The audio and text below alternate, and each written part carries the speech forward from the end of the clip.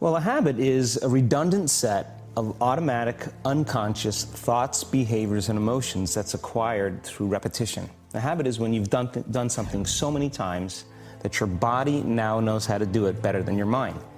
So if you think about it, people wake up in the morning, they begin to think about their problems. Those problems are circuits of memories in the brain. Each one of those memories are connected to people and things at certain times and places. And if the brain is a record of the past, the moment they start their day, they're already thinking in the past. Each one of those memories has an emotion. Emotions are the end product of past experiences. So the moment they recall those memories of their problems, they all of a sudden feel unhappy, they feel sad, they feel pain. Now, how you think and how you feel creates your state of being. So the person's entire state of being when they start their day is in the past. So what does that mean? The familiar past will sooner or later be predictable future. So if you believe that your thoughts have something to do with your destiny, and you can't think greater than how you feel, or feelings have become the means of thinking, by very definition of emotions, you're thinking in the past. And for the most part, you're going to keep creating the same life. So then people grab their cell phone, they check their WhatsApp, they check their texts, they check their emails, they check Facebook, they take a picture of their feet, they post it on Facebook, they tweet something, they do Instagram, they check the news, and now they feel really connected to everything that's known in their life. And then they go through a series of routine behaviors. They get out of bed on the same side, they go to the toilet, they get a cup of coffee, they take a shower, they get dressed, they drive to work the same way, they do the same things, they see the same people, they push the same emotional buttons, and that becomes the routine, and it becomes like a program. So now they've lost their free will to a program, and there's no unseen hand doing it to them.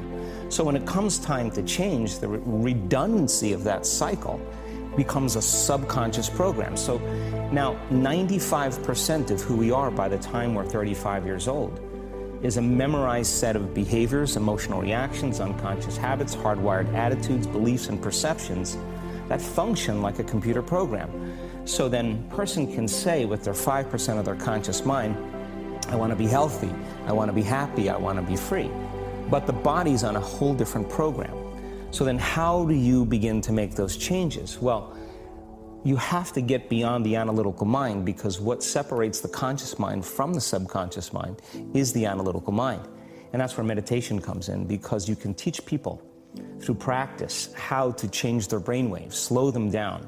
And when they do that properly, they do enter the operating system where they can begin to make some really important changes. So most people then wait for crisis or trauma or disease or diagnosis. They wait for loss, some tragedy to make up their mind to change. And my message is, why wait? And you can learn and change in a state of pain and suffering, or you can learn and change in a state of joy and inspiration. And I think right now, the cool thing is that people are waking up. That's really interesting, and where I found the deepest hooks into how powerful this can be for somebody is when you talk about trauma, and you've talked about how people experience a traumatic event, but they then basically rehearse it, and how that then has this knock-on effect. So what is that? Why do people find it so hard to get past trauma? The stronger the emotional reaction you have to some experience in your life, the higher the emotional quotient, the more you pay attention to the cause. And the moment the brain puts all of its attention on the cause, it takes a snapshot, and that's called a memory. So long-term memories are created from very highly emotional experiences. So what happens then is that people think neurologically within the circuitry of that experience, and they feel chemically within the boundaries of those emotions. And so when you have an emotional reaction to someone or something, most people think that they can't control their emotional reaction. Well, it turns out if you allow that emotional reaction, it's called a refractory period, to last for hours or days, that's called a mood. I say to someone, hey, well, what's up? You say, I'm in a mood. Well, why are you in a mood? Well, I had this thing happen to me 5 days ago, and I'm having one long emotional reaction. If you keep that same emotional reaction going on for weeks or months, that's called temperament. Why is he so bitter? I don't know, let's ask him. Why is he so bitter? Why are you bitter? Well, I had this thing happen to me 9 months ago. And if you keep that same emotional reaction going on for years on end, that's called a personality trait. And so learning how to shorten your refractory period of emotional reactions is really where the work starts. So then people, when they have an event, what they do is they keep recalling the event, because the emotions of stress hormones, the survival emotions, are saying pay attention to what happened because you want to be prepared if it happens again. Turns out most people spend 70% of their life living in survival and living in stress. So they're always anticipating the worst case scenario based on a past experience. And they're literally, out of the infinite potentials in the quantum field, they're selecting the worst possible outcome, and they're beginning to emotionally embrace it with fear. And they're conditioning their body into a state of fear. Do that enough times, the body has a panic attack without you. You can't even predict it because it's programmed subconsciously. So then you say to the person, why are you this way? And they'll say, I am this way because of this event that happened to me 15 or 20 years ago. And what that means from a biological standpoint is that they haven't been able to change since that event. So then the emotions from the experience tend to give the body and the brain a rush of energy. So people become addicted to the rush of those emotions, and they use the problems and conditions in their life to reaffirm their limitation, so at least they can feel something. So now when it comes time to change, you say to the person, why are you this way? Well, every time they recall the event, they're producing the same chemistry in their brain and body as if the event is occurring, firing and wiring the same circuits and sending the same emotional signature to the body. Well, what's the relevance behind that? Well, your body is the unconscious mind. It doesn't know the difference between the experience that's creating the emotion and the emotion that you're creating by thought alone. So the body's believing it's living in the same past experience 24 hours a day, 7 days a week, 365 days a year. And so then when those emotions influence certain thoughts, and they do, and then those thoughts create the same emotions, and those same emotions influence the same thoughts, now the entire person's state of being is in the past. So then the hardest part about change is not making the same choices you did the day before, period. And the moment you decide to make a different choice, get ready, because it's going to feel uncomfortable. The bigger thing is that we keep firing and wiring those circuits. They become more hardwired. So you have a thought and then the program runs. But it's the emotion that follows the thought. If you have a fearful thought, you're going to feel anxiety. The moment you feel anxiety, your brain's checking in with your body and saying, yeah, you're pretty anxious. So then you start thinking more corresponding thoughts equal to how you feel. Well, the redundancy of that cycle conditions the body to become the mind. So now, when it comes time to change, the person steps into that river of change and they make a different choice, and all of a sudden, they don't feel the same way. So the body says, well, you've been doing this for 35 years. You're going to just stop suffering and stop feeling guilty and stop feeling shameful, and you're not going to complain or blame or make excuses or feel sorry for yourself. Well, the body's in the unknown. So the body says, I want to return back to familiar territory. So the body starts influencing the mind, and it says, start tomorrow. You're too much like your mother. You'll never change. This isn't going to work for you. This doesn't feel right. And so if you respond to that thought as if it's true, that same thought will lead to the same choice, which will lead to the same behavior, which will create the same experience, which will produce the same emotion. I want to talk about that notion of, give me a little more detail on what you mean by the body becomes the mind, or the unconscious mind. What do you mean by that exactly? Well, those are two different things. Your body is your unconscious mind. In a sense, if you're sitting down and you start thinking about some future worst-case scenario that you're conjuring up in your mind, and you begin to feel the emotion of that event, your body doesn't know the difference between the event that's taking place in your world, outer world, and what you're creating by emotion or thought alone. So most people then, they're constantly reaffirming their emotional states. So when it comes time to give up that emotion, they can say, I really want to do it, but really the body is stronger than the mind because it's been conditioned that way. So the servant now has become the master. And the person, all of a sudden, once they step into that unknown, they'd rather feel guilt and suffering because at least they can predict it. Being in the unknown is a scary place for most people because the unknown is uncertain. You know, people say to me, well, I can't predict my future. I'm in the unknown, and I always say the best way to predict your future is to create it. Not from the known, but from the unknown. What thoughts do you want to fire and wire in your brain?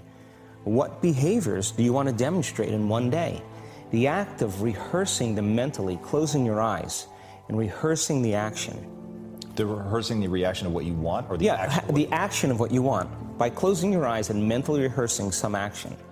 If you're truly present, the brain does not know the difference between what you're imaging and what you're experiencing in 3D world. So then you begin to install the neurological hardware in your brain to look like the event has already occurred. Now, your brain is no longer a record of the past. Now it's a map to the future. And if you keep doing it, priming it that way, the hardware becomes a software program. And who knows, you just may start acting like a happy person. And then I think the hardest part is to teach our body emotionally what the future will feel like ahead of the actual experience.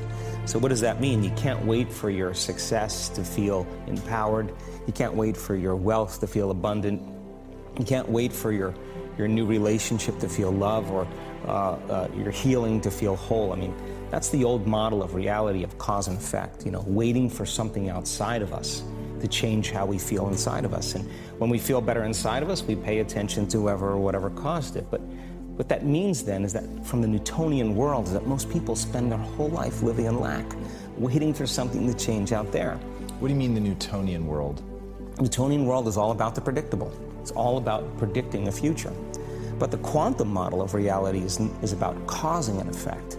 The moment you start feeling abundant and worthy, you are generating wealth. The moment you're empowered and feel it, you're beginning to step towards your success. The moment you start feeling whole, your healing begins. And when you love yourself and you love all of life, you'll create an equal. And now you're causing an effect. And I think that's the difference between living as a victim in your world, saying, I am this way because of this person or that thing or this experience. They made me think and feel this way. When you switch that around, you become a creator of your world, and you start saying, my thinking and my feeling is changing an outcome in my life. And now that's a whole different game, and we start believing more that we're creators of reality. So how do we go from, okay, I have this negative emotion, it's controlling my life, it's got me in this cycle of, I think about this emotion, which triggers a chemical reaction, which trains my body to feel that way, which makes it easier, more likely I will do it again, and so now I'm in this vicious cycle. And it's unconscious. Right, and you said, does your thinking create your environment, or does your environment create your thinking, which I thought was really, really interesting. So how do we then go from that, like mechanistically, to begin this visualization process of something that's empowering? It's me in a different state, it's my future self. Is it meditation? Is it, what does that look like? If you're not being defined by a vision of the future, then you're left with the old memories of the past, and you will be predictable in your life. And if you wake up in the morning and you're not being defined by a vision of the future, as you see the same people and you go to the same places and you do the exact same thing at the exact same time, it's no longer that your personality is creating your personal reality. Now your personal reality is affecting or creating your personality. Your environment is really controlling how you think and feel unconsciously, because every person, everything, every place, every experience has a neurological network in your brain. Every experience that you have with every person produces an emotion. So some people will use their boss to reaffirm their addiction to judgment. They'll use their enemy to reaffirm their addiction to hatred. They'll use their friends to reaffirm their addiction to suffering. So now they need the outer world to feel something. So to change then is to be greater than your environment, to be greater than the conditions in your world. And the environment is that seductive. So then why is meditation the tool? Well, let's sit down, let's close our eyes. Let's disconnect from your outer environment. So if you're seeing less things, there's less stimulation going to your brain. If you're playing soft music or you have earplugs in, less sensory information coming to your brain, so you're disconnecting from your environment.